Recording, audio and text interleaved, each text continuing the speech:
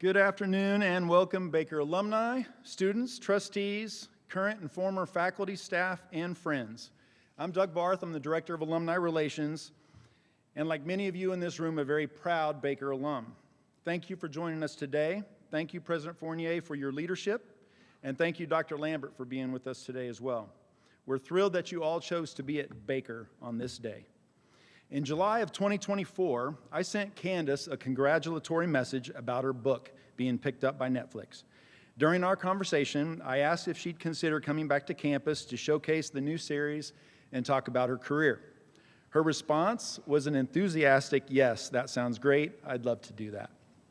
She indicated that Netflix would film through October of 24 in Budapest, but she wasn't sure when it would air. Fast forward to October of 2025, I'm watching an ABC News interview with Michael McFadyen, who would play Charles Guiteau in Death by Lightning. During the interview, the host asked him where he got his inspiration for the character. He said he read a lot about Guiteau, but that his inspiration came from the book Destiny of the Republic by Candice Millard. The very next day, I texted Candice about finding a date that would work for her schedule, and here we are. I was, way too much of me in those texts. Candice, thank you for your generosity, for your time, and sharing with us your amazing talents today. We're grateful. Ladies and gentlemen, without further ado, please give a warm Baker welcome to Candice Millard.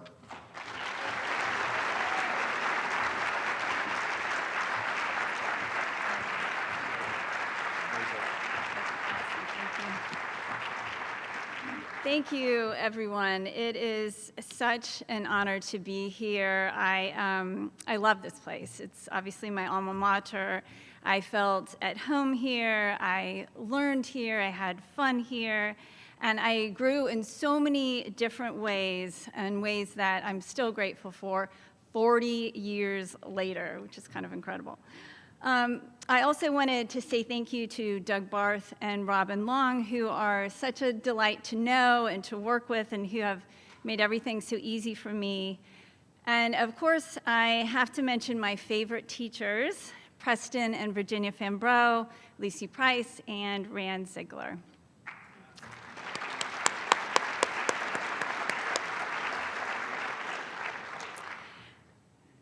It's been a long and, at least for me, interesting road since I left Baker. As far as my career, the highlights, of course, were working at National Geographic and writing my books.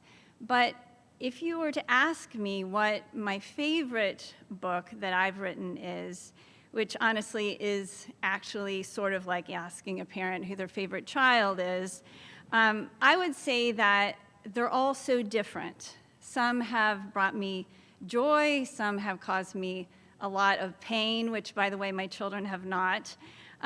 Some took me on incredible adventures deep into the Amazon and to huge, gorgeous stretches of Africa. By the way, if you ever have a chance to go to Zanzibar, do not hesitate, just go. It's one of the most incredible places I've ever been. And all of my books have taught me a lot. They've taught me about history and politics and science. They've taught me about the best and the worst of human nature. But I'll admit that if you were to ask me which of my books stole my heart, I will always answer Destiny of the Republic. So today I will try to explain to you why that is. At heart, this book is not about politics or science or even the shooting of a president. It's about an extraordinary drama that unfolded inside the White House over 80 days. In the 145 years since Garfield's death, this story has been largely forgotten.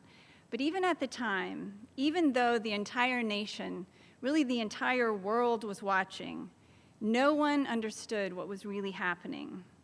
What began as a shooting became a bitter struggle over personal power and ambition. And the result was the brutal death of one of our most promising leaders at the hands of his own physicians. This is an intimate, heartbreaking story of ignorance versus science and greed versus heroism. James Garfield was not, as he has been, let's see, is it, oh, there you go. He's not, as he has been remembered to be, just a bland, bearded 19th century politician. He was, in fact, one of the most extraordinary men ever elected president. He was our last president born in a log cabin. He was born into desperate poverty. So to put himself through college, he was a carpenter and a janitor his first year. By his second year, while he's still just a student himself, a sophomore in college, they made him a professor of literature, mathematics, and ancient languages. By the time he was 26, he was a university president. He was an incredible classicist. He knew huge sections of the Aeneid by heart in Latin. And while he was in Congress, he wrote an original proof of the Pythagorean theorem. Name me a member of Congress today who could do that. I just don't think they exist. To me, though, what was more impressive and more inspirational even than Garfield's brilliance was his decency. You know, I wrote a book about Theodore Roosevelt. I have great admiration for him. He was a firebrand, the hero, the center of every drama. That's not Garfield. Garfield was the calmest, wisest man in the room. He was a good, kind, honest man who was just trying his best. He was a real person, not consumed by ego and ambition. Even after almost 18 years in Congress, in one of the most ruthless, vicious eras of machine politics, Garfield never changed. His friends used to marvel at his patience and forbearance, even in the face of the most brutal personal attacks. But Garfield was incapable of holding a grudge. He was, as he used to say, a poor hater. Although Garfield took his presidency very seriously, he had never had what he called presidential fever. In fact, he never ran for any office. He refused to campaign, and he always made it clear that he was going to follow his own conscience and convictions, and if people didn't agree with him, they shouldn't vote for him. When Garfield went to the Republican convention in the summer of 1880, not only was he not a candidate, he didn't want to be one. He had gone to give a speech nominating another man. The convention was in this enormous hall in Chicago. There were 15,000 people, and the favorite to win by far was Ulysses S. Grant, who was trying for a third term as president. In the midst of the chaos and noise of thousands of people, Garfield got up to speak. And that speech was so eloquent, so powerful, and largely extemporaneous that the hall slowly fell silent until you couldn't hear anything but Garfield's voice. Everyone was just riveted. They were spellbound. And at one point he said, "Gentlemen, I ask you, what do we want?" And someone in the crowd shouted, "We want Garfield." And everyone just went crazy.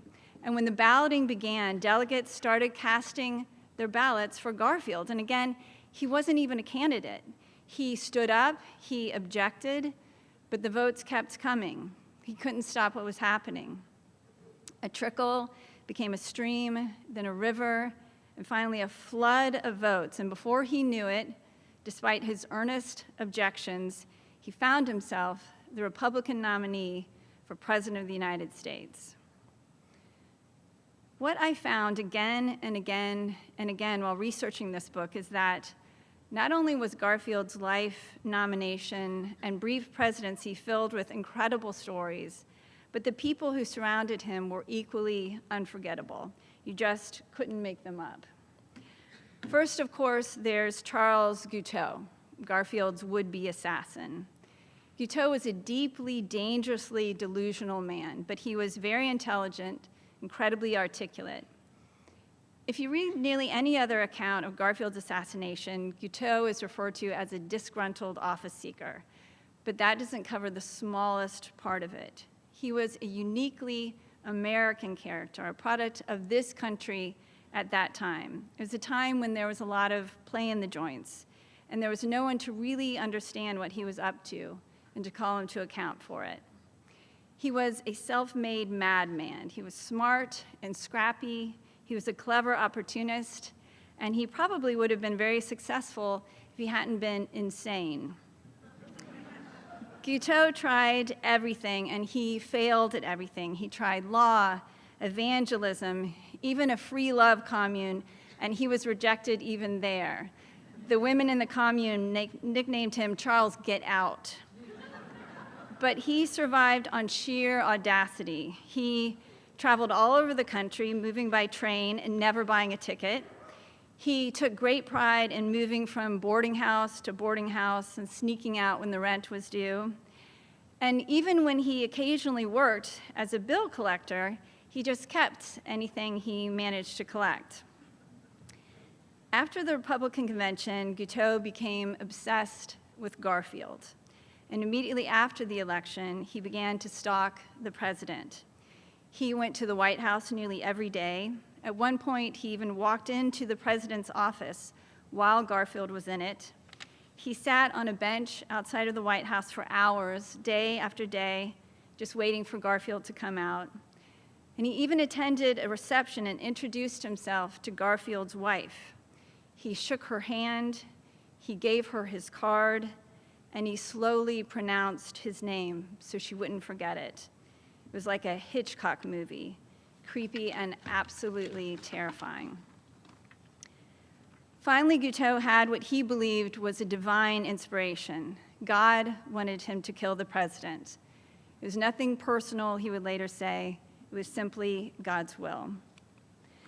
As strange and fascinating and nearly as dangerous as Guiteau was Senator Roscoe Conkling. Conkling was a vain, preening, brutally powerful machine politician who appointed himself Garfield's enemy. He used to wear canary yellow waistcoats, and he would write with lavender ink, and he had this great spit curl in the middle of his forehead. He would recoil at the slightest touch. In fact, his vanity was so outsized that he was famously ridiculed for it by another congressman on the floor of Congress. But Conkling was no joke. He was dangerously powerful. As a senior senator from New York, he controlled the New York Customs House, which was the largest federal office in the United States. It controlled 70% of the country's customs revenue. Conkling tightly controlled patronage within his state and expected complete and unquestioning loyalty. Conkling was enraged when his candidate, former President Grant, didn't get the nomination, but he was apoplectic when he realized that he couldn't control Garfield. To Conkling, the attempt on Garfield's life was his ticket back into power. For the first time in Conkling's life, nothing turned out as he had planned. Chester Arthur was Garfield's vice president, but he was Conkling's man. In fact, the only other political office he ever held was as a collector of the New York Customs House, a position that Conkling, through Grant, had given him.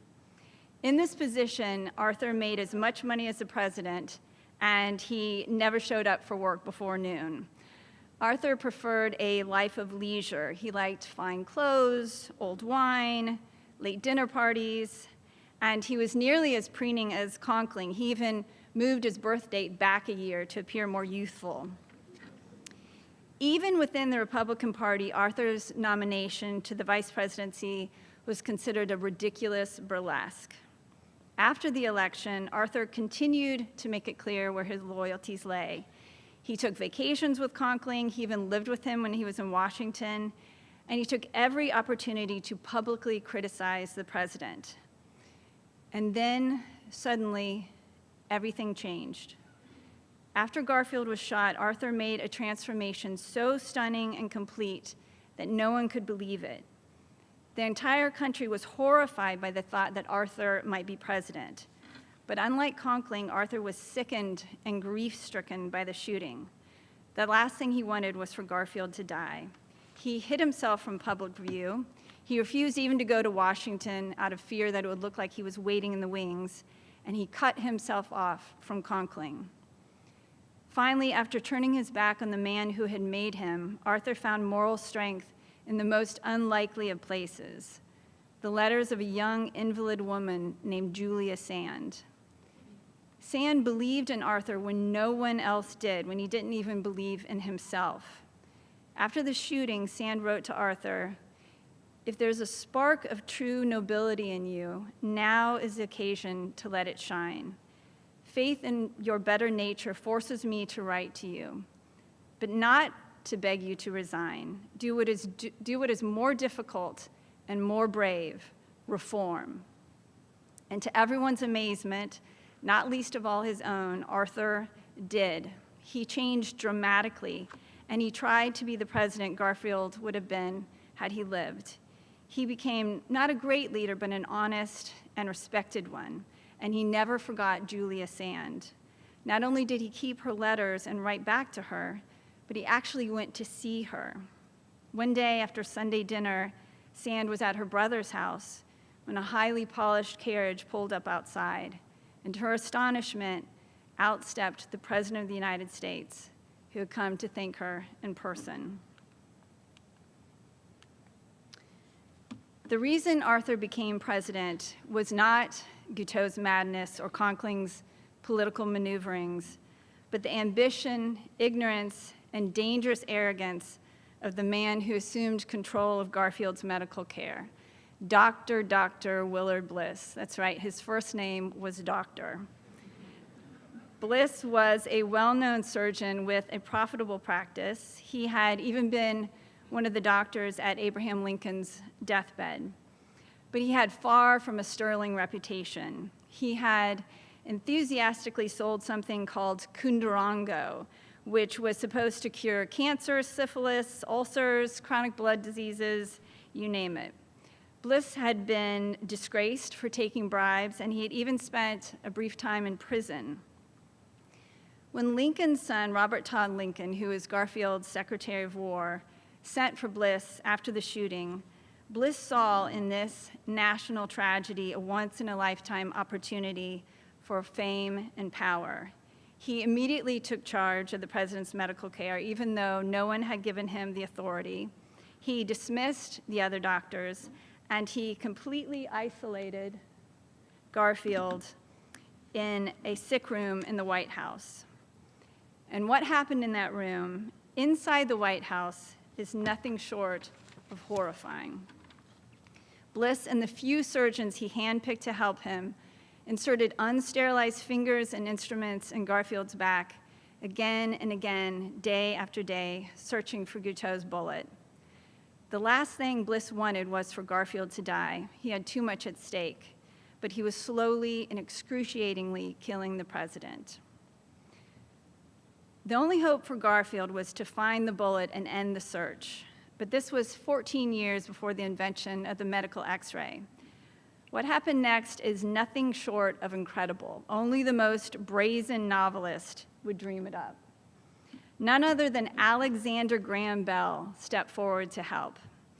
Bell, a young, restless genius, had invented the telephone just 5 years earlier, when he was only 29. By 1881, the telephone had earned him some money and a lot of fame, but he wanted nothing to do with the company that had grown up around it. He said that it was hateful to him at all times and that it fettered him as an inventor. Worse even than the business itself were the lawsuits against it. There were 600 lawsuits against the Bell telephone, 5 of which reached the US Supreme Court. Finally, Bell had enough. He said that he was sick of the telephone and he quit the company. Bell just wanted to help people. He had lost both of his brothers to tuberculosis before he was 24 years old. Both his mother and his wife were deaf, and he knew that he could make life better for people, maybe even save lives. But he worked so hard, his wife and his parents were terrified that he would literally work himself to death. When he was working, he wouldn't stop to rest or eat. His only respite was to play the piano deep into the night. But even then, he played with such intensity that his mother, who had taught him to play, referred to it as a musical fever. When Garfield was shot, Bell turned his life upside down to help him. It sickened him to think of Garfield's doctors blindly searching for the bullet. Science, he thought, should be able to do better than that. Bell abandoned everything he was doing and spent day and night inventing something called an induction balance, which was the first metal detector, which he slowly ran over the president's body, listening for a telltale buzzing that would tell him where the bullet was lodged. In the end, Bell and science were defeated, but not because the invention didn't work. It did work, and it went on to save countless lives before the X-ray. Alexander Graham Bell was defeated by the president's own doctors. As I began my research for this book, the question that kept coming to me was, how could this have happened? What I found, first of all, was that the presidency in 1881 was very different from the presidency today. First of all, there was no Secret Service. This is 16 years after Lincoln's assassination, but there's still no Secret Service protection for the president. In fact, Garfield had no protection at all beyond an aging police officer and his 23-year-old private secretary. Not only was the president not protected from the public, he was expected to interact with them one-on-one, face-to-face, on a daily basis. You have to remember that this is the height of the spoils system, and many Americans believed that they were entitled to government jobs, even if they had no training or credentials for them. More than that, they insisted on making their case directly to the president himself. Garfield was forced to meet with office seekers from 10:30 a.m. until 1:30 p.m. every day, and the situation made him desperate. He longed for time to work and think, and he wondered why anyone would ever want to be president. But while he found office seekers tiresome and even maddening, he never believed that they were dangerous. He said that assassination could no more be guarded against than death by lightning, and it's best not to worry about either. He rode his horse and even walked all around the city by himself all the time. One night, he walked to his Secretary of State's house, and then the two of them walked alone through the streets of Washington, with Guiteau following them the entire way, holding a loaded gun. In fact, by that point, Guiteau had been stalking the president for weeks. He had even followed him to church. Finally, he made his decision. The president, he knew, would be at the Baltimore and Potomac train station in Washington, D.C., on the morning of July 2nd, 1881, and Guiteau would be waiting.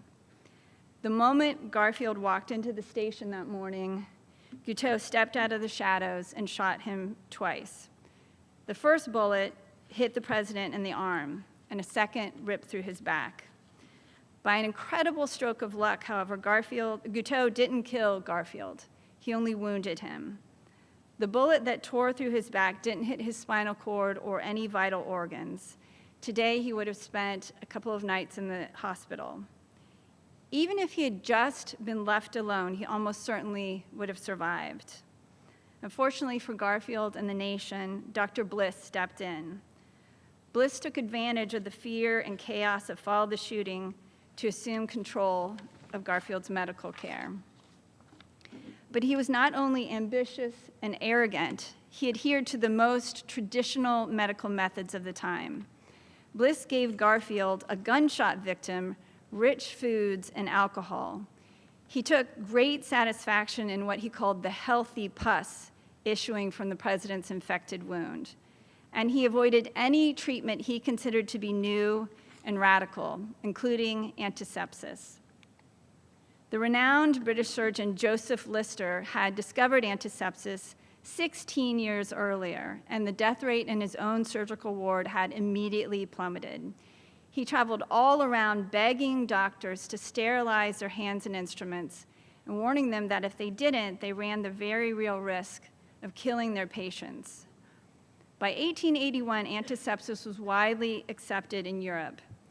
But the most experienced, respected doctors in the United States still dismissed it as useless, even dangerous.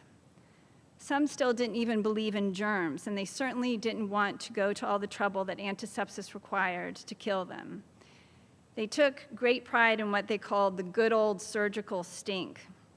They would not change or even wash their surgical aprons because they believed the more blood and pus encrusted on them, the more experience it showed. And even those who tried antisepsis had little success for reasons today that seem painfully apparent. They would sterilize their knives, but if they dropped one during surgery, they would just pick it up and keep using it. If they needed both hands, they would put the knife in their teeth and then continue to use it. Even Alexander Graham Bell could not outrace the infection that was coursing through Garfield's body. The story, however, doesn't end there. Garfield's death brought about tremendous changes in medicine, in politics, in the fabric of our nation. As soon as Garfield's autopsy was released, Americans understood that their president didn't have to die, and they understood why he did. Bliss was publicly disgraced, and antisepsis was adopted across the country. Americans turned their rage and grief on a political system that had encouraged a madman like Guiteau. Chester Arthur himself, who owed his entire career to patronage, signed the Pendleton Act, which was the beginning of the end of the spoils system. Garfield's death also brought the country together in a way that had not been seen since the Civil War. Lincoln's assassination had only deepened that divide, but Garfield had been the first president since the Civil War to be accepted as the leader of the whole country, North and South, immigrant and pioneer, freedman and former slave owner. His death was their loss, and their common grief brought them together. Above all, Garfield's death changed the presidency itself. You could argue that this really marked the end of the idealistic or perhaps naive concept of the president alone meeting with office seekers, personally making appointments at every level of government.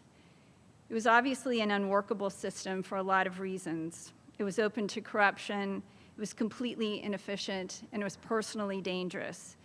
And it never would have worked as the United States grew into a world power, and it's good that it's gone.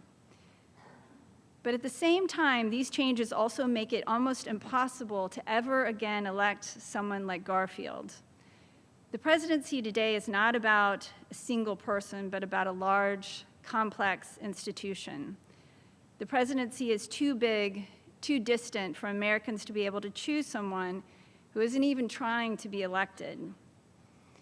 We have hopefully outgrown the day when a madman could just walk into the Oval Office and when an incompetent doctor could seize control of the White House for nearly 3 months, killing the president in the process. But we have likely also outgrown the day when Americans could recognize the promise of a fine, honest man, a man with no financial support, no political machine, nothing but the strength of his own words and ideas, and in a shining moment of democracy, make him our leader. Thank you very much.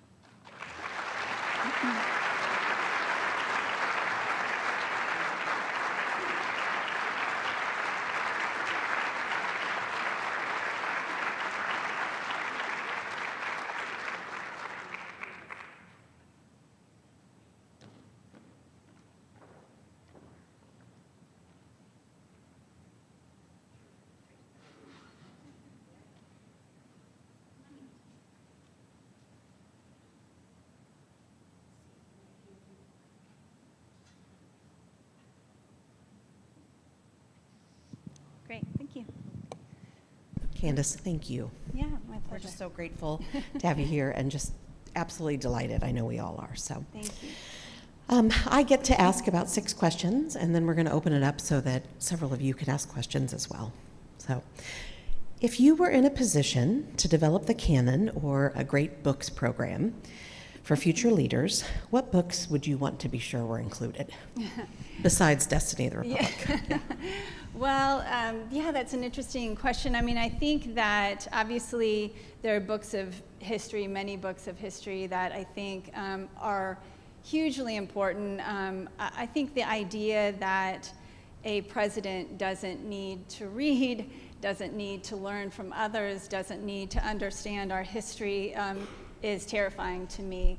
And so it'd be impossible to have to sit down and kind of choose out probably one major from each era. And that's what I would do. But also, I think it's important to know literature, because I think that literature connects us, as you know, much better than I do, in a way that nonfiction struggles to, but never really can as deeply, I think, as literature. So to me, without choosing certain things, I mean, some of my favorites would be Sophie's Choice, for instance. I think that tells a deep, deep story of a place in history that we never want to return to.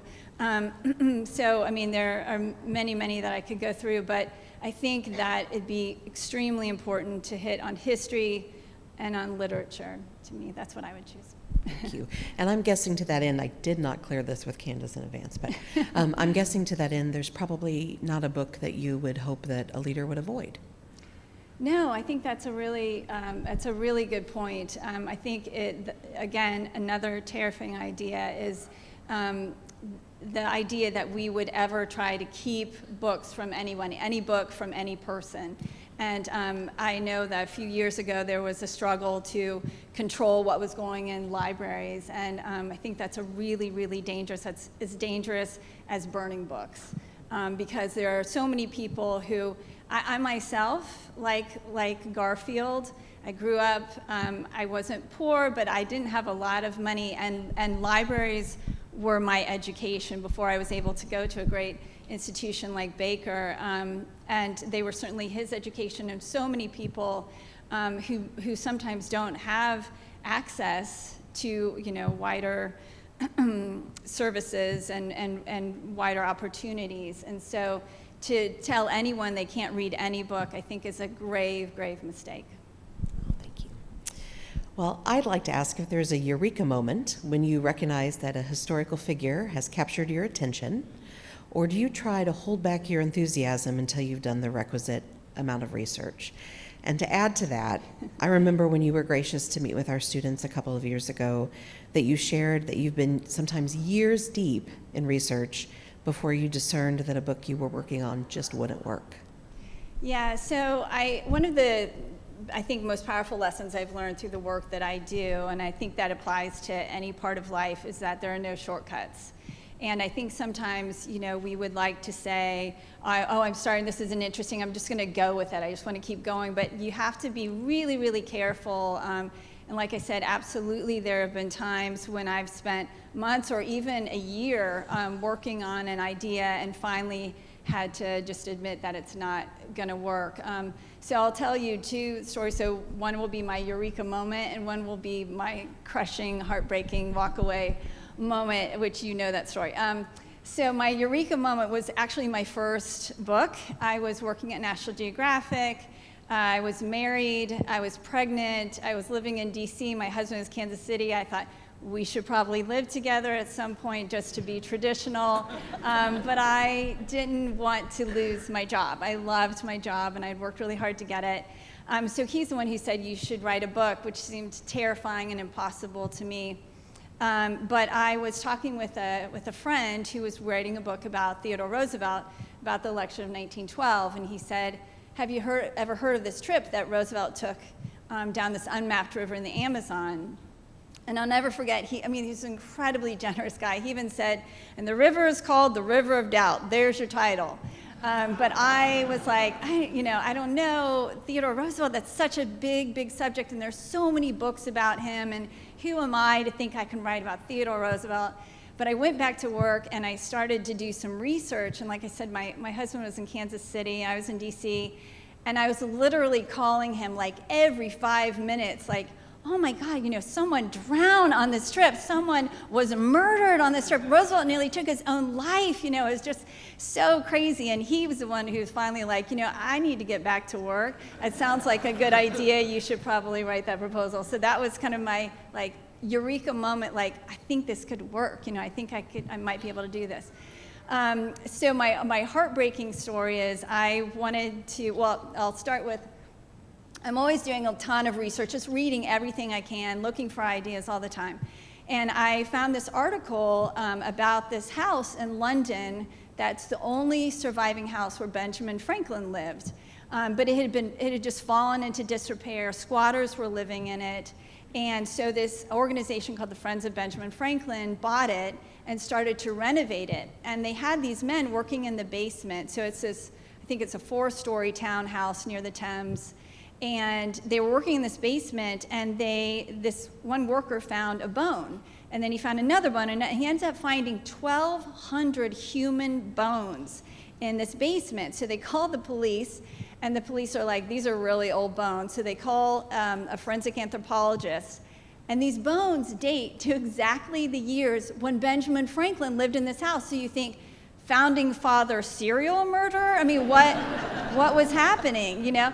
And he lived there for like 17 years, and this was right before the Revolution, and he had completely just, forgotten about his own family in the United States, and so the story is, what happened is the home was owned by this woman and a widow and her daughter Polly. And Polly married this man named Matthew Hewson, who was a doctor and an anatomist at a time when it was illegal to perform autopsies.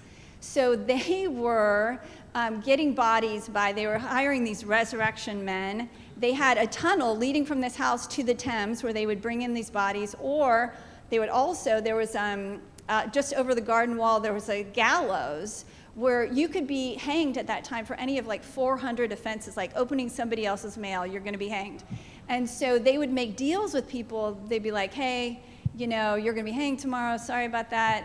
I'll tell you what, I'll give you a new suit of clothes, and I'll pay, because they would have to pay for their own hanging, their family would, so I'll pay those fees if I can have your body. So anyway, that's what they were doing. And the story is incredible because Franklin became very, very close to this young man, and this became his family. And then all at the same time, when everything is kind of crumbling, he realizes, actually, we do need to have a revolution. He's being pushed out of England, and Matthew cuts himself and develops septicemia and dies. And Polly is expecting their 3rd child. So she actually moved to Philadelphia with Benjamin Franklin.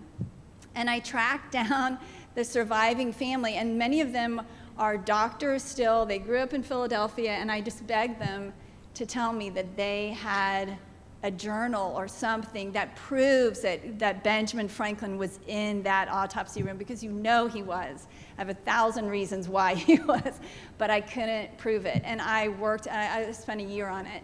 And I still, and here, this was gonna be my, the title, because the address was 37 Craven Street. Isn't that great? I know. So it's so good. So anyway, I still dream of it. Nobody steal the idea. Coming after you. That was my heartbreak. If you find a journal, you have to give it to Candice. Yes, yeah, call me. I get it. Well, when I think about the protagonist of your books to date, and whether or not this was the case, I see evidence of a broad or liberal education. I know this is a biased question, but what about a liberal arts education do you think future leaders or serves future leaders well? I think it gives you perspective, and I think it gives you connection. And I always say, obviously one of the best ways to connect with people anywhere in the world is to travel, as you're going to do amazingly in the fall. But short of that, not everybody can travel, and you certainly can't travel back in time. So books do that. They connect you. And for me, when I'm writing, when I'm looking for an idea for a book, I don't look for a time in somebody's life when they have triumphed, when it's victory and success. I want to talk about a time, or I want to study and understand a time in their lives when they were struggling, when they were grief-stricken or afraid, or ambitious and envious, and it's not working, or they're sick, like Garfield. Garfield himself called it the bed of the sea, when everything's stripped away and you really see someone's character. And I think that is, to me, a hugely important aspect of leadership. It's an important quality in someone who wants to be a leader, to be able to understand, to be able to connect. I think history does that. I think books do that. Absolutely, that's a liberal arts education. So thank you for putting me onto 37 Craven Street. Last year, a group of students and I got to go to 37 Craven Street when we were studying abroad. And as you said, that was Benjamin Franklin's home in London. I'm grateful that you and I share an appreciation for a good museum. Yeah. What qualities do you think good museums have?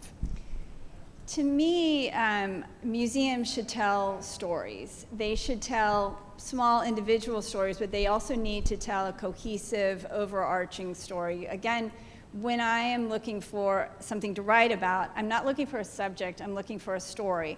When I go to a museum, I want to learn and I want to enjoy it and I want to be sucked in and feel like I was at that place and at that time and have that experience. And you really can only do that through storytelling. I was just talking to some friends of mine about the War Rooms Museum. I'm sure many of you have been to the Churchill War Rooms, which absolutely does that. I think the World War I Museum does that really well. One of my favorite museums is the Morgan Library in New York. If you've ever been there, it's just an incredible museum about a time. They have really great exhibits that come in, but one of the more moving experiences of my life in a museum is I was there and I was doing the audio tour. I was just by myself and I was going through and it was talking about how Morgan was a huge collector of rare books. And so his son was at Princeton at that time and he was looking for a librarian for his rare books. And his son talked to this librarian who was living there, or who was working at Princeton, and she agreed to come and work for Morgan. And some of you, this has since been made into a historical fiction book a couple of years ago, but I had never, this is 20 years ago when I heard this story on this. And it said, you know, how she was so smart and so gifted and just really, really productive and just exactly what he wanted. But it said on my little audio in my ear, it said, but she had a secret. If you want to know what that secret is, press 567. I'm like, 567. You know? So anyway, it was Belle de Costa Green, if any of you. And so it turned out that she was actually passing. She was black, and she was passing as white. And so the question is, like, had he known, because he relied on her so heavily, would that have changed their relationship? So it was just a really fascinating story and extremely moving. Yeah. Storytelling is important in good museums, good teaching, good Absolutely. Leadership, all of it. All of it. That's awesome. All right. In challenging times, like the one I perceive right now, right, to be challenging right now, how do you find and experience hope for the future? I mean, I'm going to sound like a broken record, but I look to history, you know, and I look to storytelling, and I look to connections and actually, honestly, experiences like this, coming back to a place I love, seeing friends and connecting with new friends and just, you know, feeling this respect for one another and listening to one another and telling each other our stories. I mean, I think, you know, obviously, if you know history, you know that we've been through really, really hard times in the past.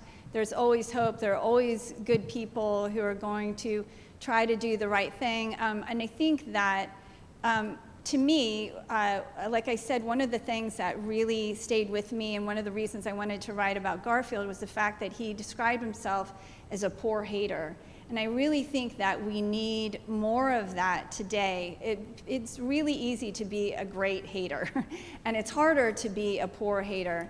But you need, in order to be a poor hater, you need to shut up sometimes and just listen to the other people, not come at somebody with preconceived ideas. You know, you need to say, you know, I don't agree with you, but maybe you can explain to me why you feel like that. And then maybe you'll listen to me, and we can talk and we can connect and we can make things better. All right, so finally, and Candice, my lovely husband thinks that this is kind of a weirdly phrased question. And I disagree. Okay, thank you. Okay. Preemptively. So if you could sliding doors your life, and if you don't know what that means, it's based on a early 2000s movie starring Gwyneth Paltrow, arguably her best work. Right? But if you could sliding doors your professional life and pursue a totally different professional path, What do you imagine you'd do or enjoy? 100% I'd be a librarian. I mean, 100%. I mean, there's just no question. So I'll tell a quick story that I've told before, so forgive me if you've heard it, but one of the moments in my life that really shaped me, who I am, happened at my library. And I grew up in this little blue-collar town in Ohio, and we had this really great library, though. It was, I mean, I can still smell it today. You know, it was this kind of two-story red brick building. It smelled like old books. It had squeaky wooden floors. And my parents, they were huge readers. I have 3 sisters, we're all readers, and we would go every single weekend. And there was a stop and go right next to it, so we'd get candy, and we'd get our book, and anyway, it was heaven. So one day, I was walking in, and I saw there was this vertical rack filled with books, and somebody had just written on a piece of paper and stuck on top, free. So they meant like, you can keep it. You can take one of these books and you can keep it. And so even because we went to the library a lot, I always had books at home, but I didn't have that many books that really belonged to me. And I was about 11, 12 years old at that time. So I asked my mom, she's like, yeah, go ahead. And so I remember looking at this rack, and these weren't books for kids. These were books for adults. And I didn't know any of them, but I found one. There was one that I really liked the cover, and I liked the title, and it was called I Know Why the Caged Bird Sings by Maya Angelou. And I had no idea who that was. I had never heard of this book. I had never heard of her, but I just liked the title. I liked the cover, so I pulled it out, and I took it home with me, and we would walk home because we could walk to the library. And I remember very, very well reading that book on the walk home and being changed by it, because I realized that books could be more than just education. They could be more than entertainment. They could transform you, and they could transport you to places you might never have a chance to go, into lives you would never understand otherwise. And it was my first experience with literature. It's the first time I realized literature is something different, and it's something extremely powerful. And I still have that book today. I have it in my home, and I'll keep it with me forever. And it had a profound effect on me. Thank you so much. Thank you. Thank you very much, everyone.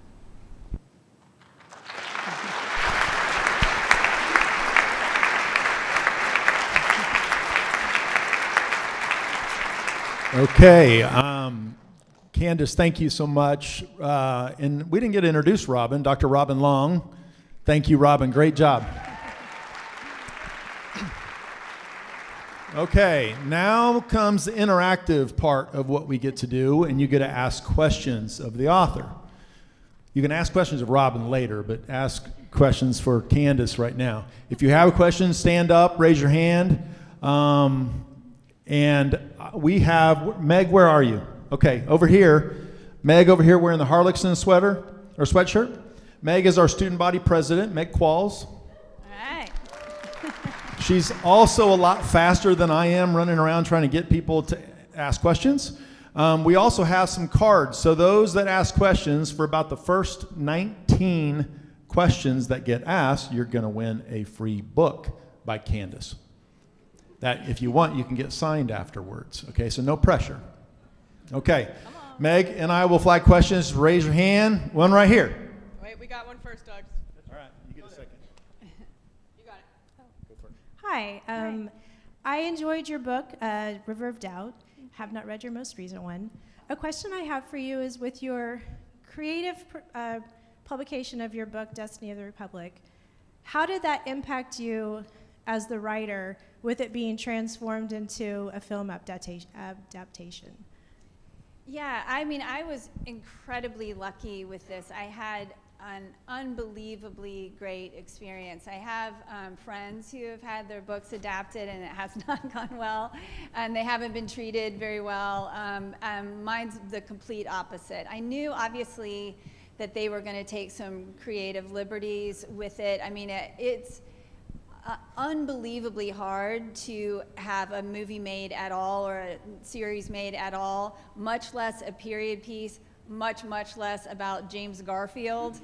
So it's really just a miracle that they were able to make it at all.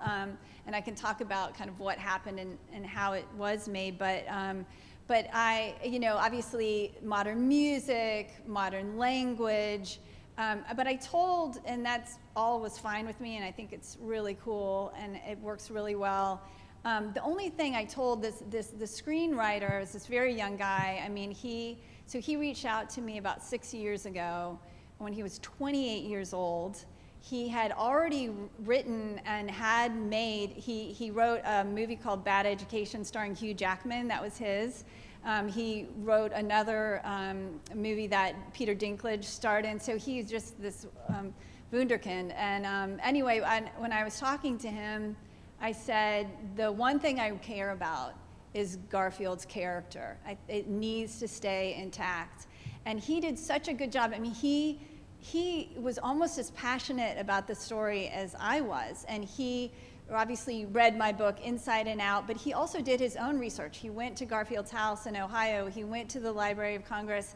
He went and saw Guiteau's brain. So he did a lot of research. He was just really obsessed with it.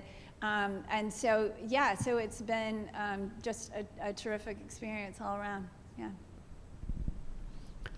Candice, I wonder if you could talk a bit if there's any commonality between Garfield and Teddy Roosevelt and Winston Churchill as you've thought about both the writing and then after writing those books that have come to you.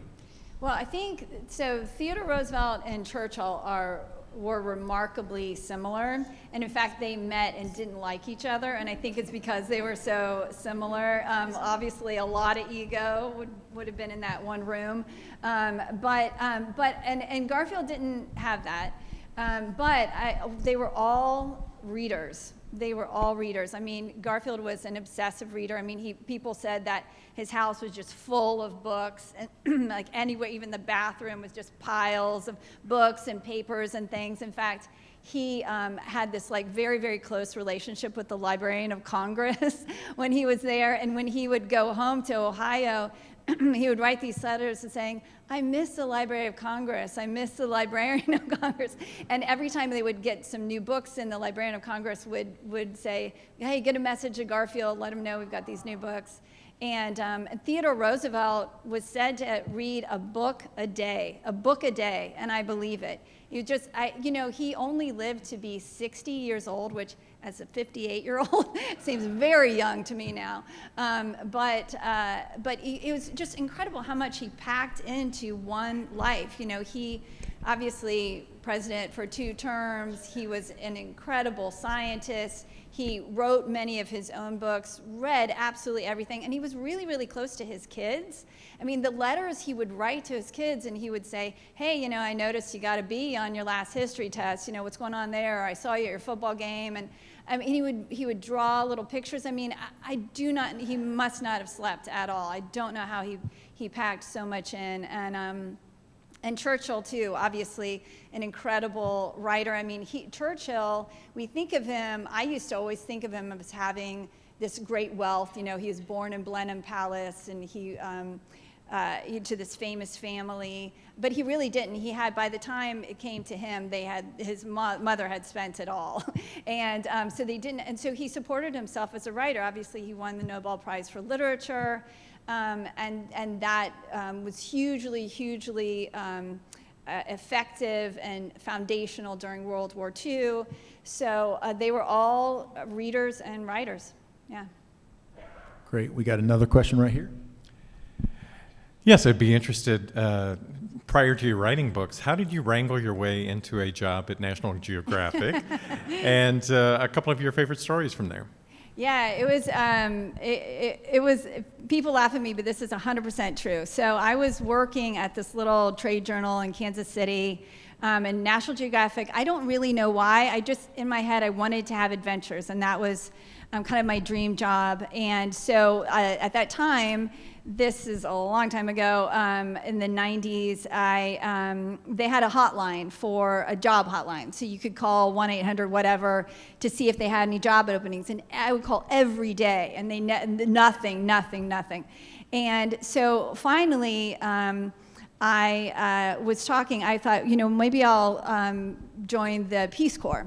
And so this is absolutely true. So it was my boyfriend at the time, it's now my husband, my boyfriend's college roommate's twin brother who had been in the Peace Corps, and he had spent 6 years in Sierra Leone, and he lived in Washington, D.C. And I had, and I was making like $18,000 a year at my little job. And so, but I thought, if I'm going to make this big change, I better go and talk. He said, you need to come and talk to me, and we can go into the Peace Corps office. And so I had gone on a business trip, and I'd given somebody my seat, so I had a travel voucher. So I used it. I went to Washington, D.C., and that night, I was having dinner with my boyfriend's college roommate's twin brother, and he said, God bless him, he said, what would you do if you could do anything? And I said, well, I'd work at National Geographic, but I don't know. And he said, actually, I have a friend who works there. He works in the education department, so why don't, on our way, because there was an opening in Madagascar at the Peace Corps, and he said, on our way to the Peace Corps tomorrow, let's stop by and see Roger. And so Roger became one of my best friends. So we met with Roger, and Roger was like, you know what, there's an opening in the TV division as a researcher. And I didn't want to work in TV, I wanted to work in the magazine, but it was a foot in the door. And so I applied, and I was able to get an interview, and they liked me, but they said, we want to do a second interview. Well, I had to get home to my job. And so I had to go home, and I had just lied and said, yeah, I'll come back for an interview. And so I was home, and I had to figure out a way to get back. And I didn't have any more vouchers, but I had a credit card, and I was making, again, nothing. And I will never forget that airfare was $814, which even today is a lot. But this is 1995, and it was a lot. And again, I'm making nothing. I'm living in this like hole in the wall in the plaza. So, but I was like, what am I going to buy, shoes, or am I going to buy a chance at my dream job? So I did. I spent the money. I went and I got the job, and that's how I got there. And then I worked in TV for not quite a year, and I apologize if this is going on too long, but so at National Geographic at the time, they had something called legends writers who wrote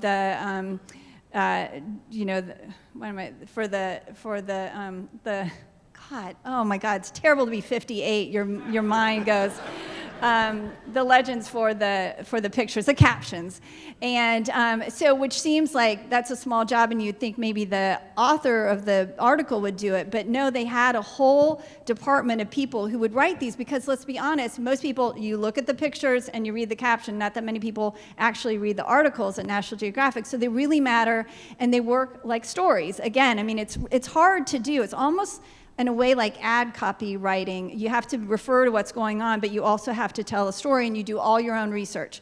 So they had an opening, and what they do is you have to apply, and you have to have kind of, some fundamental ability to do the job. But then they had 300 people apply for this job, and then the great thing about writing, it's a meritocracy, so it was blind. So they had no idea. You're assigned a number. They don't know your name. They don't know any of your background.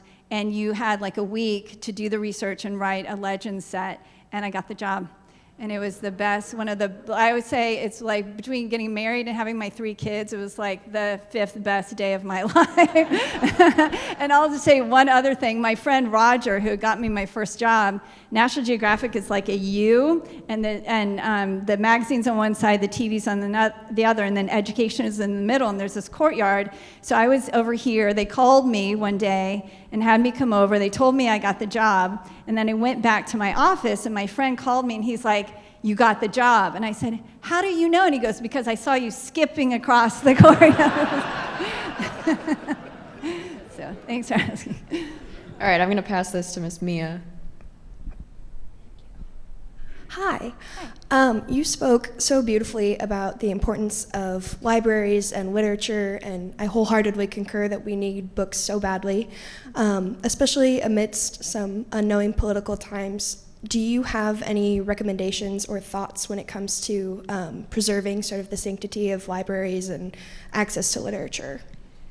As far as preserving libraries, I think people need to go to libraries, and that, I think, and it's interesting because I remember there was a time when I was worried about libraries, whether it was like people reading Kindle or just people watching Netflix or whatever. But if you go to a library, I challenge you to go to a library that's not hopping. I mean, everywhere, I've been to so many libraries around the country giving talks, or just like maybe I'm traveling and I'll go to the library, and it's so busy because libraries, they pivot, and they realize, they become community centers. So obviously, yeah, there are great books and you want people to get the books while they're there, but they're also, you can go and you can take classes, you can go and you can see a show, you can join a book group, you can see local art. One of our libraries in Kansas City, if you have a job interview and you don't have a tie, you can check out a tie, and they have access to also suits and things. It's just incredible what they have. And so I think that if more people go, more people take advantage of all that they're offering, I think, and obviously, write to your congressman, write to your senator and say what libraries mean to you. I think it's a lot harder for them to take the funding away from, that's my theory. We have a question here. Hi, I am curious, what does your writing environment look like, or what's the vibe? Are there snacks and beverages? Is it silent, or is there music? Do you like to be in public, out and about, or are you only at home in one spot? So it's kind of changed over the years. My husband has his own company, and I have an office there, which was really great when my kids were little, especially because I had this wonderful nanny who helped me.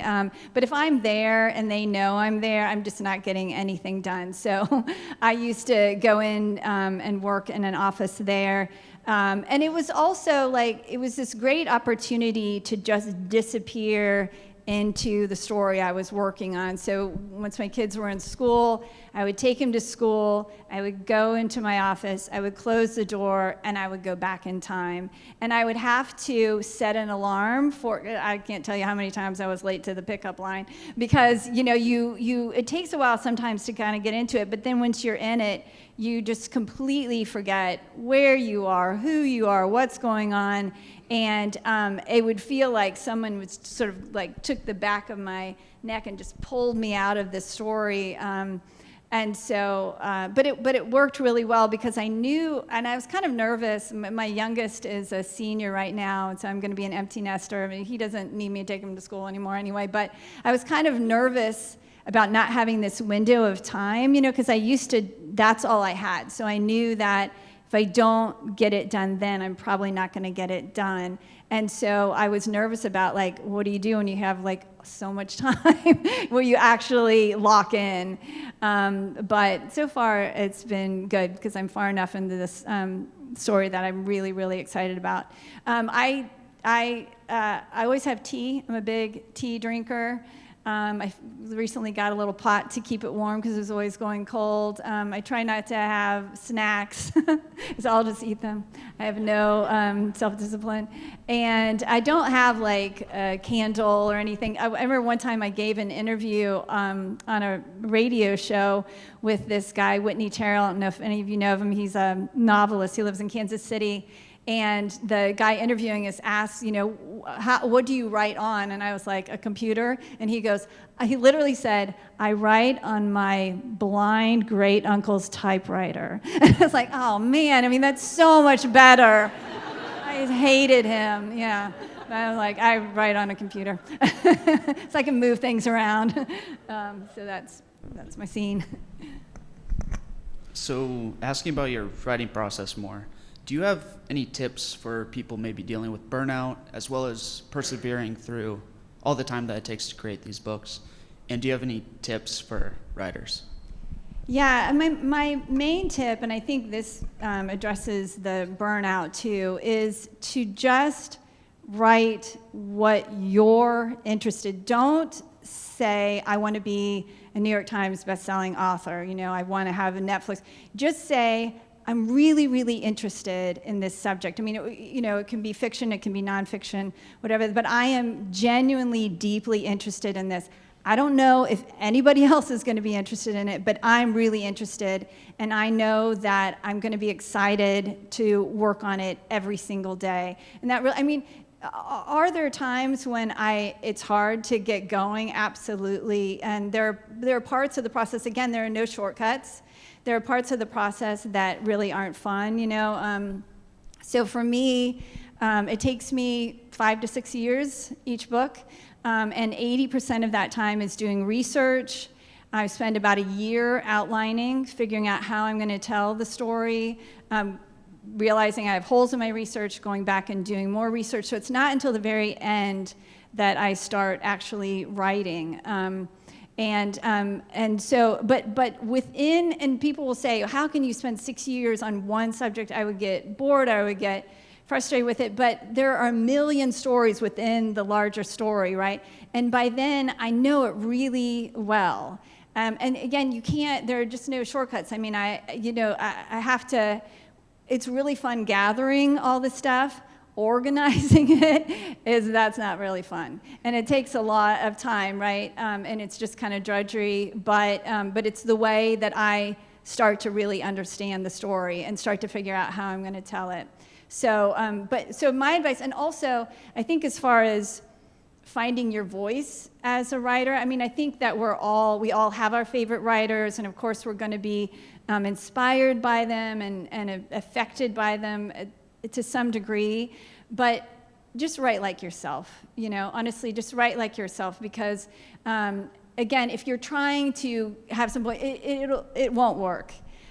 Just find something you're really interested and write like yourself, and just keep at it. And again, writing is a meritocracy, so it doesn't matter. When I was at National Geographic, I worked with a lot of people who went to Harvard and Princeton and stuff. It doesn't matter. You know what? I was a better writer than most of them. I really was. Honestly, there's so many things I can't do. I'm terrible. I couldn't sing to save my life. I couldn't paint. There's so many things. I'm no Tolstoy, but I can write, and I don't know why, but it's something I can write, and I can figure out when it's not working, and I can fix it.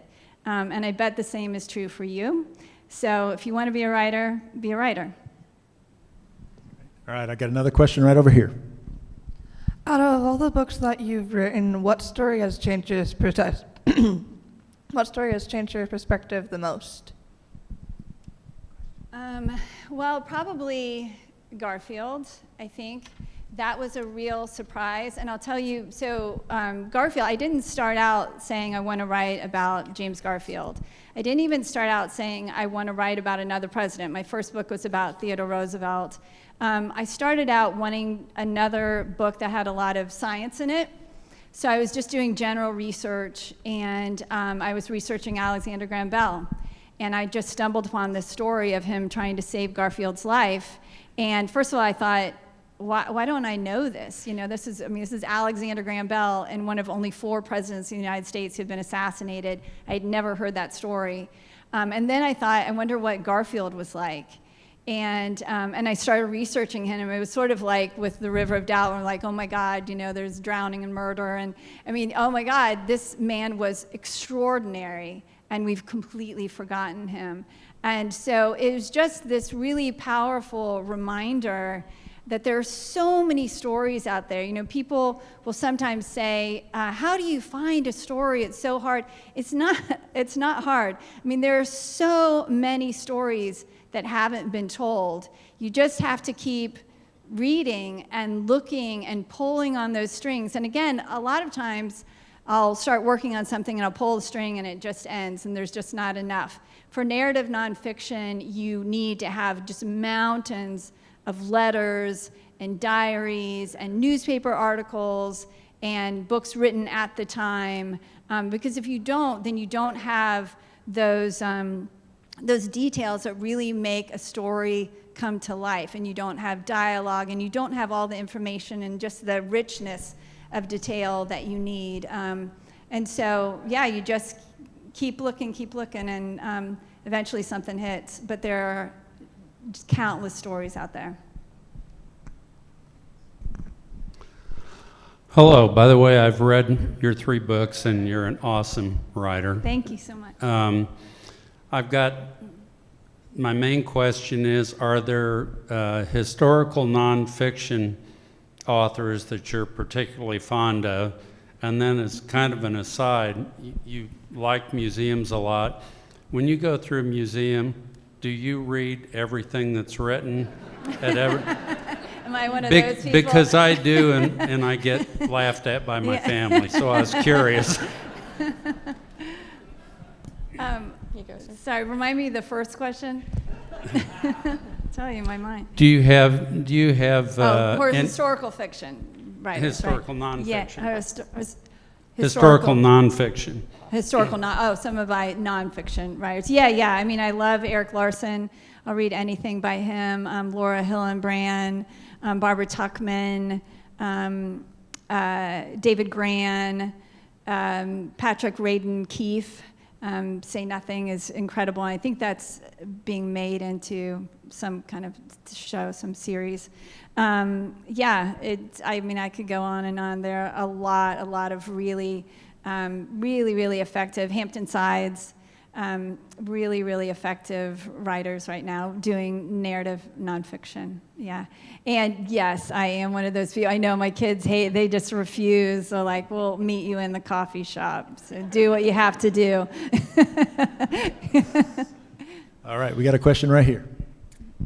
I think you may have answered this earlier, but my question was, while you're researching a book and doing all of that 5 and 6 years, do you come across other stories that you think, okay, once I'm done with this is my next bit of research I'm going to do? I know you have River of Doubt, and then your third novel, your third book was also about the explorers studying the origins of the Nile. So. Right. I'm always looking for ideas, and I'm super old school. I mean, I literally write on Microsoft Word. It's kind of embarrassing, but it works for me. And so I have actual physical files with ideas that I put in. A lot of them will never see the light of day and probably should never see the light of day. But usually, I mean, I haven't, sometimes people will say, they'll take a character or a moment in one of my books and say, well, you should spin that into the next one. And usually I've kind of said what I wanted to say about, like, for people have sometimes said, you should write a biography of Alexander Graham Bell, but I kind of said what I wanted to say about him in Destiny of the Republic. Also, I don't write cradle to grave biographies. I look for a moment in somebody's life that's really illuminating about them or about this moment of time, and I just try to dig deep into that. I don't, and obviously I'll talk about when they were younger and what happens later, but the story itself is more it's more personal and focused.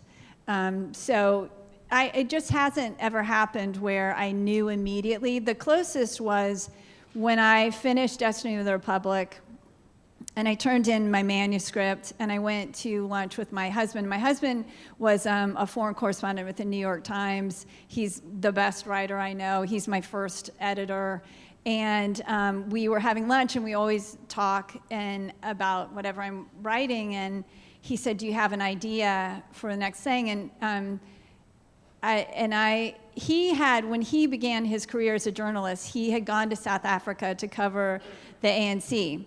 And when nobody was really covering them, and Nelson Mandela was in prison and everything, and he's the one who had told me when I first met him in 1992, he told me that Winston Churchill had been a POW in South Africa. And again, it's one of those stories where like, what? Winston Churchill was a POW in South Africa? What? And so that always stayed with me. So we're fast forward to this lunch, and I was like, I was thinking about Churchill in South Africa, and he was like, yes, absolutely. And it's just this crazy story. I mean, for those of you who don't know, so Winston Churchill, he was 24 years old. He had just left the military. He had no money. The only thing he could do was write. And so war breaks out, the Boer War breaks out in South Africa. So he goes there as a journalist to cover the war. And he's on this armored train that's attacked by the Boers. And he's the youngest man in the train. He's the only one who's not in the army. And he, being Winston Churchill, immediately starts giving orders to everybody. And everybody listened to him. They all listened to him. And so the Boers, many of the people, I mean, a guy next to him had his arm blown off. Several men were killed, but many of them got away. And those who got away credited Churchill with saving their lives. But Churchill and a group of them were captured and put in a POW camp in Pretoria. And he escaped by himself. He made it across almost 300 miles of enemy territory. He didn't have a map. He didn't have a weapon. He didn't have food. He didn't speak the language. And the Boers, who were enraged because they had been humiliated by his escape, were searching for him. And if they found him, they would kill him. And amazingly, he made it out. He got to this British consulate, and he was a huge hero. And he had run for parliament before and lost.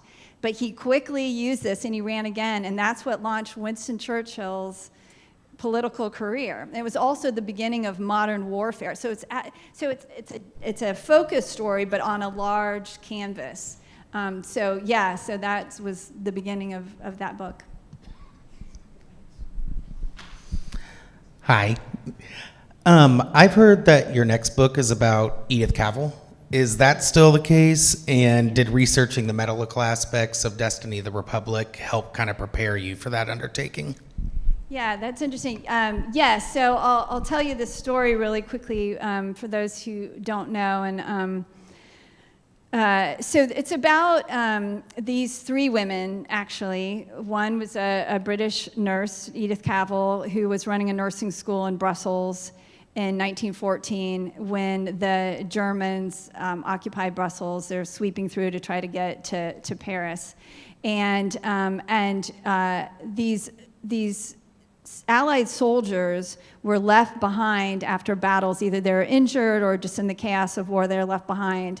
And they started, these men, if the Germans found them, they would kill them. And these men started taking them to Edith Cavell, and she started hiding them. At the same time, in northern France, there was a French school teacher who was doing the same thing. And then there was a Belgian princess who was hiding them in her castle. And slowly over time, these three women found out about each other, and they started working together, and this network formed of these people who would all do different things for these men. They would take their picture, and then they would get false IDs for them, and they would get disguises. They would disguise them as women, or they disguise them as monks who had taken a vow of silence because they couldn't speak either German or French or anything. These British soldiers. And some of them were guides, and they found a way to help them escape through the border with the Netherlands. They helped about 1,000 Allied soldiers escape through the border of the Netherlands until they were all betrayed by a Frenchman who was working for the Germans. And that's the story. And you have to read the book to find out what happened. We got one more question over here. So this is like a perfect follow-up. So the stories you've always told have been about men, and not just men, but prominent men in history, even though we didn't know much about James Garfield before this, maybe. So you're turning towards, finally, I'm excited, you're going to look at women in history. So talk about both the lack of women's stories as historically been published, and also the risk that you may not think about publishing outside of the stream you've sort of started. Mm-hmm. I think, so yes, I've wanted to write about women forever. I have an extremely strong mother. I have 3 sisters. I have 2 daughters. I have great female friends. The hard thing is, again, especially with narrative nonfiction, because for so long women weren't allowed to do things. They were still doing incredible things, but not at a very, very prominent level. But mostly other people weren't writing about it. So with narrative nonfiction, again, you need all these things, but you need them not just the characters themselves, the main people you're writing about, to have written these letters and things, but you need other people around them to be noticing what they're doing. So for instance, Winston Churchill, again, he was 24, he turned 25 in this POW camp, but people around him noticed him and they were writing about him. I laugh with my husband because again and again people would say, I can't stand that kid Winston Churchill, but he's going to be prime minister one day. I mean, again and again, but they were paying attention and they were writing about him, and that's really, really hard to find, unfortunately, for women. So this story, the way I found this story about Edith Cavell and the other women it's Marie de Croÿ and Louise Toulier. And Edith has been remembered, but Marie and Louise not at all. It was several years ago, and someone I love very much was very, very sick, and I was scared. And I was trying to just kind of distract myself, and I was reading a book about World War I. I don't even remember which book it was now, but I remember this picture that I saw of her. There was this incredibly, just kind of stop you in your tracks picture of this woman. She was really beautiful in a way that is so calming and reassuring and strong, and she instantly made me feel better. I mean, again, you talk about this connection over time and space. I really felt it when I saw this picture, and so I thought, who is this person? And so I started just researching her, and because it was such a big deal at the time, it was the world was outraged by what happened to her. And so there were a lot of articles, and I have letters from her, and Marie and Louise actually end up writing books, and their books are just unbelievable. They're just packed with incredible stories and almost psychological portraits of both the good guys and the bad guys, and just really, really rich books. So I knew I could make it work. Meg, we have time for one last question. Yep, we got our last question right here. It's actually a two-parter. The first one's, you spoke about it earlier. As a historian, do you find like the cyclical nature of politics and things in, as you said, challenging times like now, do you find the historian in you finds more of a hopeful message from history, or concern, or something in between? And the second question I wanted to ask you was kind of piggybacking off of the question about the women's stories. In the Netflix portrayal, I found that there was a lot of strong women characters in the book, and I tend to think of those period pieces as the women being an afterthought, and seeing, Molly's interactions and Crete's, and even the women in Conkling's life at the end of the show. Do you find historically that women did take a stronger role in society than we're seeing? And then back to the hope versus concern. So yeah, I do find hope in history. I absolutely do, because again, if you read any history, there are some really horrible things that are really difficult to, again, whether it's in nonfiction or fiction, really difficult to read. Sometimes I find it really hard. But it does give me hope, because I do think that things get better and people learn and try and connect. And, we might take, one step forward, one step back, two steps forward. But it slowly, in the sweep of time, I do think it's getting better, and we're learning, and we're working together. So I do always find hope in history. As far as the way that women are portrayed in history, and specifically in this Netflix series, that was one of the things that I really loved about this series. The main thing I loved is that I think it brought young people to this story, young people who maybe think history is boring, but they're willing to watch a Netflix series. And so I think that's a really great thing. But also what they were able to do specifically with Lucretia, Garfield's wife, with her story. So again, I had her in the book as much as I could, as much as I had to work with. And she was a really strong, I mean, she was just as smart as Garfield, and incredibly strong, and had to be for many different reasons I won't get into. But so I think that, I mean, did she ever slap Chester Arthur? Probably not. But I'm sure she wanted to. But one of the things that they did that I really loved is, you know, when I was talking about the book, I mentioned this woman, Julia Sand, who is this invalid, shut in, who started writing to Chester Arthur. And I found her letters at the Library of Congress.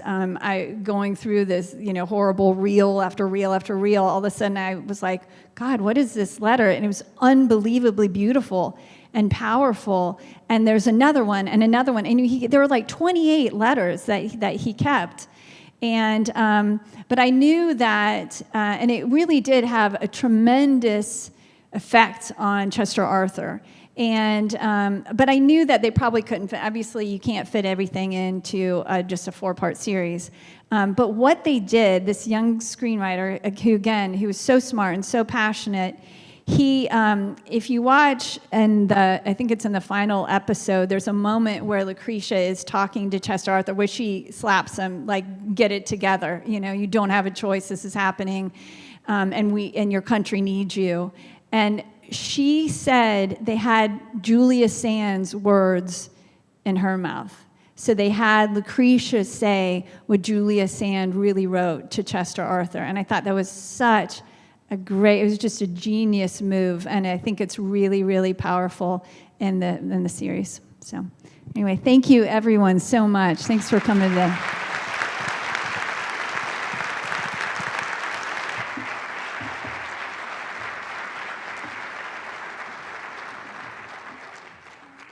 Wonderful. Thank you, everyone. Candice, I'm just glad that you said librarian and not alumni director. Otherwise, I may not be here. Please join me in one more round of applause for Candice.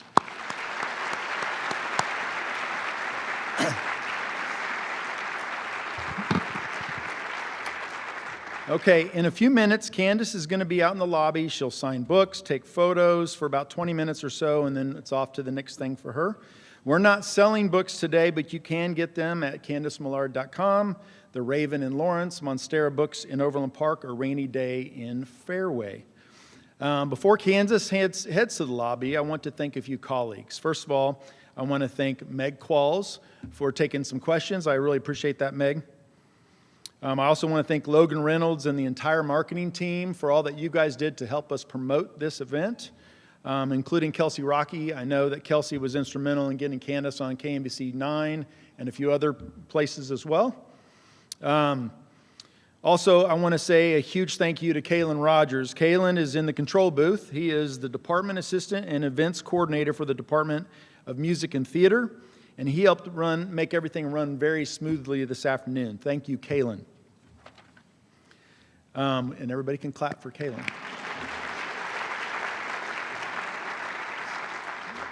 Also, I want to thank my colleague and partner in all of this, Dr. Robin Long. Thank you for being an incredible host. You are truly amazing, and we're all fortunate to not only call you a colleague, but a friend.